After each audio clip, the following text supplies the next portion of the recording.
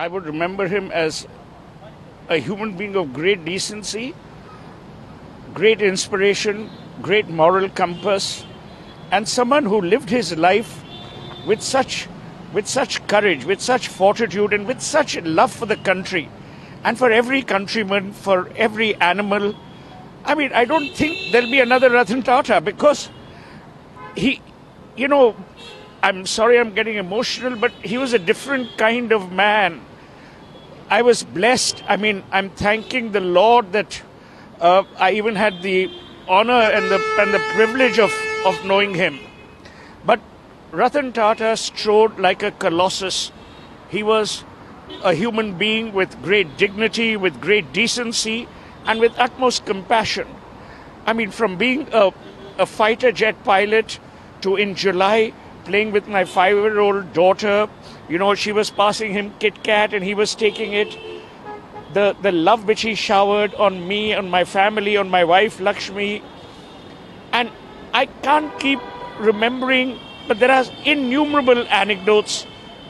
It's not about what Ratan Tata achieved in business, that you and I know.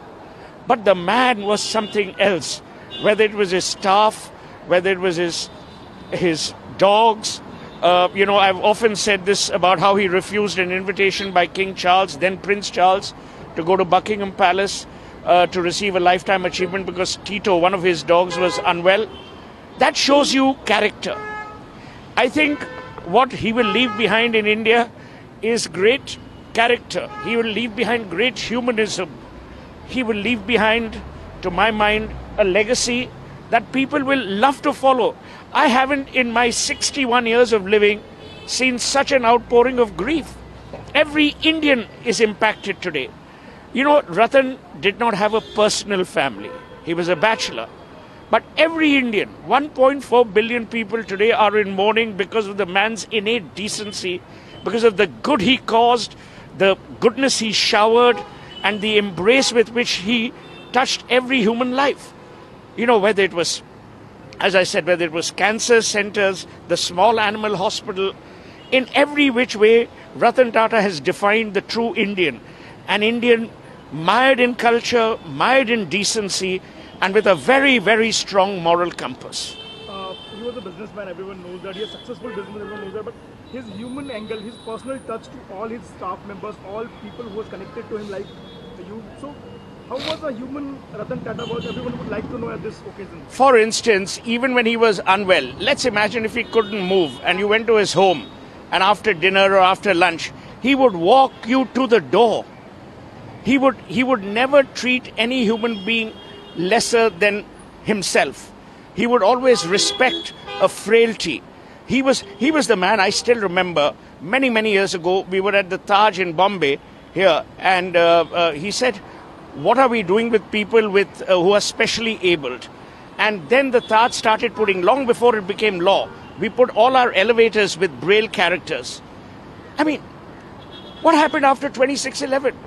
Every person who lost his life, their families were grieved personally by Ratan Tata.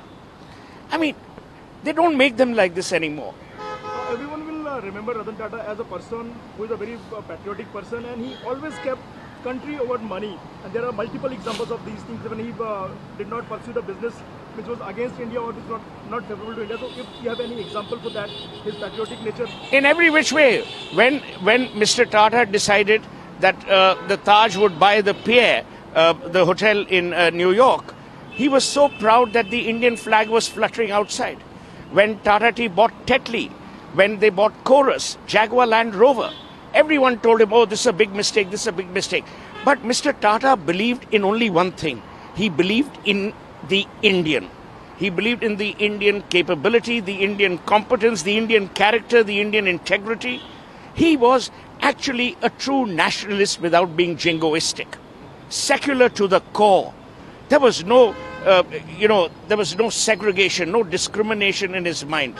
You could be whoever you are in whatever station in life, but he treated you as if you were himself or as if you were part of his family. All of the great men is now left only the memories of him. If you can share some more anecdotes personal to you and for others. There are, it's impossible in this hour for me to share anecdotes, but all I can tell you is that as time goes by, one will write or perhaps talk about them, but there are innumerable. You know, when he used to travel, he was a great prankster. He had a great sense of humor. He would love playing a prank. He was an outstanding mimic. So these are things that people don't know. Voracious reader, and as I said, it's very difficult for me at this time to detail anecdotes. But all I can tell you is that no matter where he was, you knew there was going to be a lot of fun. There was going to be decency, and there was going to be this man with great character. हम आपसे हिंदी में भी जानना चाहेंगे, पूरे देश का नुकसान है, पूरे देश ने एक रतन खोया है। आपको लगता है कि क्या ये व्यक्तिगत नुकसान जो आपका है कभी भी फुलफिल हो पाएगा, इसका कोई रिप्लेसमेंट नहीं? मैंने किसी को अभी बोला कि मैंने जब अपने पहले पिताजी और फिर उसके बाद माताजी को खोया है, आज मैंने तीसरा पेरेंट खोया है। और ये सिर्फ कहने की बातें नहीं है, क्योंकि देखिए, मैं उनको 1990 से जानता हूँ, 34 साल, और मेरी उम्र 61 है। तो आधी जिंदगी मैं उनको जानता था, और जितना स्नेह उन्होंने मुझे दिया, जितना प्यार, जितनी विनम्रता से वो पेश आए, मैं कौन हूँ? कुछ भी नहीं। उनके पास पूरी दुनिया थी, पर उन्हें ये लगता था कि भाई हाँ, कि मैं अगर सुहेल के साथ बैठूंगा तो हंसी मजाक होगा। और एक बात है, मिस्टर टाटा में एक खासियत ये थी कि वो सच के पहरेदार थे। अगर आप उनको सच एडवाइस देते, उनको वही पसंद था। वो उनमें से नहीं थे कि भाई आप उनकी हाँ में हाँ मिलाओ। तो वो जो उनकी खासियत थी, वो बहुत यूनिक थी। एक चीज़ है कि वो एक सफल बिजनेसमैन थे, ये सभी लोग जानते हैं। उनकी फिलॉन्थ्रॉपी के बारे में भी बहुत किस्से मशहूर है, लेकिन एक ह्यूमन बीइंग के तौर पे कैसे थे वो? एक पर्सनल टच जो उनका लोगों के प्रति होता था, अपना स्टाफ, अपने दोस्त, अपने जानने वाले। मैं आपको एक बात बोलूं, अगर वो कहीं बाहर जाते तो ये नहीं कोई स्टाफ अलग टेबल पे खा रहा है और कोई और अलग टेबल पे खा रहे हैं। सब एक साथ खाते थे, सब एक साथ रहते थे, सब एक साथ प्यार से रहते थे। और सबकी देखभाल जो उनने, देखिए मैं आपको एक बात बोलूं, अगर इंसान एनिमल्स, अपने कुत्तों की हिफाजत कर सकता है प्यार से, और मैं आपको बोलूं, जब बॉम्बे हाउस रेनोवेट हुआ और चंद्रशेखरन जी चेयरमैन थे और अभी भी हैं, जब बॉम्बे हाउस रेनोवेट हुआ, रतन टाटा ने इंसिस्ट किया कि एक एरिया सिर्फ कुत्तों के लिए होगा। ताज में भी आप जाइए, आज ताज बॉम्बे में जाइए, अगर कोई इंडी या रेस्क्यू डॉग है, उसको अंदर जाने की पूरी परमिशन है। ये इंसानियत है। इंसानियत ये नहीं कि आप सिर्फ अपने लोगों में अच्छे रहें, पर इंसानियत ये होती है कि जब तबके का सबसे जो वीक आदमी है, उसके साथ आपका जो व्यवहार है, वो इंसानियत है। सर, बिजनेसमैन तो बहुत सक्सेसफुल थे, उन्होंने मनी फोल्ड बढ़ाया, जो पूरा रेवेन्यू था अपने ग्रुप का, लेकिन इंसान के तौर पे बहुत सफल है। आपने बताया हमेशा उन्होंने बिजनेस के ऊपर देश को तरजीह दी। अगर बिजनेस में फायदा हो रहा है और देश के नुकसान में, तो उसको छोड़ देते। मैं आपको एक बात बोलूं, मैंने ये लिखा भी हुआ है, 2008 में मैंने लिखा था। मैं नरेंद्र मोदी जी के घर था गांधीनगर में, तो उनने मुझे पूछा कल कहाँ जा रहे हो? तो मैंने कहा बम्बई। तो उन्होंने कहा जब रतन टाटा को अगर मिलोगे तो मिस्टर टाटा को बोलना कि नैनो यहाँ ले आए। तो मैंने ये मैसेज कम्युनिकेट की।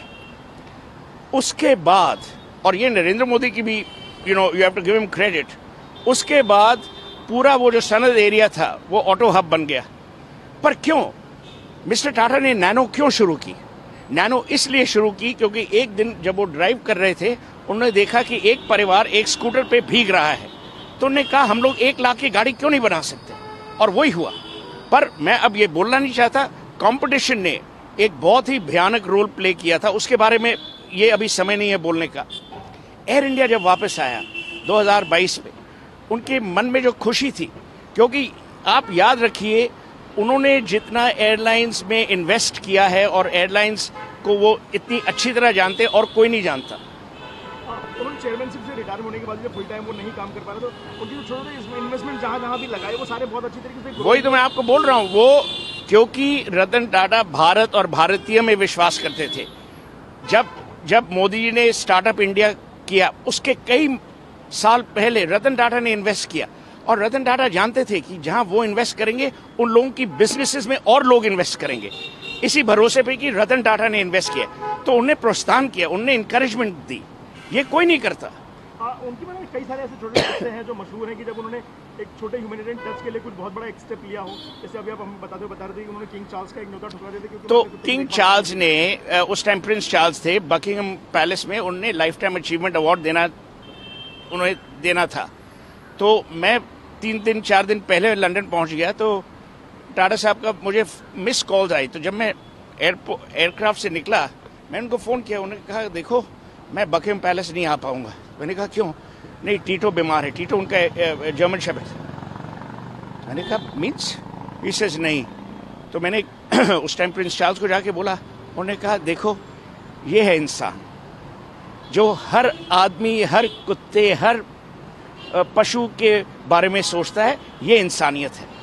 सर, आप उनके काफ़ी करीब थे, उनके हर पहलू से आप वाकिफ थे। अच्छे बिजनेसमैन, एक सक्सेसफुल पायलट, अच्छे इंसान, एक अच्छे कंपनी के लीडर।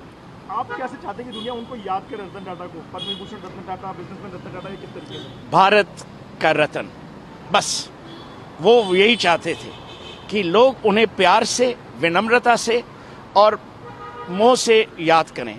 उन्हें कोई अवार्ड ऑनर जो थी, कोई अवार्ड ऑनर ऐसी नहीं है जो उन्हें नहीं मिली। वो भारत के रत्न हैं, भारत के रत्न रहेंगे। और मैं समझता हूं कि रतन टाटा शायद स्वर्ग चले गए हैं, ही हैज लेफ्ट, अब दुनिया में नहीं रहे, पर हमारे दिलों में, हमारे दिमाग में, हमारी संस्कृति में वो जरूर रहेंगे। एक लॉन्ग पेंडिंग डिमांड है जो पूरे कंट्रीमेन में काफी लोग ये मांग करते रहे हैं कि रतन टाटा को भारत रत्न दिया जाना चाहिए। एक बिजनेसमैन जिसने फिलैंथ्रोपी को एक नई हाइट दी, एक देशभक्त। मैंने तो ट्वीट भी किया है कि और उसमें मैंने मोदी जी को टैग किया कि भाई मेरे हिसाब से और कोई आदमी इस दुनिया में नहीं है, हमारे देश में नहीं है जिसे भारत रत्न और डिजर्विंग होना चाहिए। हाँ सर, ऐसे मौके पे कई सारी ऐसी चीज़ें हैं जो लोगों को याद आती हैं और वो भावुक कर जाती हैं। आप भी अभी थोड़ी पहले हमारे साथ बात करते हुए भावुक हो रहे थे। कुछ ऐसा एक पर्सनल टच जो आप उनसे शेयर कर पाए जो रतन टाटा और आपके बीच रही हुई अब तक? वो मैं शेयर नहीं करूंगा, पर मैं सिर्फ यही करूं, जैसे मैंने आपको कहा कि मेरे लिए वो पिता समान थे, दोस्त थे, और उससे ज्यादा मैं आपको क्या कहूं इस समय पे जो चोट सिर्फ मुझे नहीं, ये गलत बात है कि सिर्फ मैं भावुक हूं। आप देखिए, आप लोगों से पूछिए, मैंने ऐसा कभी नहीं देखा, और ये रतन टाटा का बड़प्पन है। सर, टाटा ग्रुप का बिजनेस और टाटा ग्रुप जो फिलैंथ्रोपी प्रोजेक्ट है, उनका फ्यूचर आप यहाँ से किस तरीके से देखते हैं? बहुत बढ़िया, क्योंकि चंद्रशेखरन जी जो चेयरमैन हैं और नोएल टाटा और मेली मिस्त्री जो टाटा ट्रस्ट में है, वो देखेंगे कि जो लेगेसी टाटा हाउस की है, हाउस ऑफ टाटा की है, वो क़यामत रहे।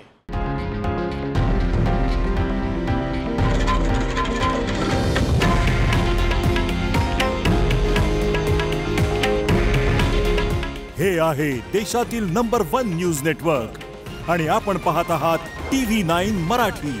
काळजी तुमची, हित महाराष्ट्राचं।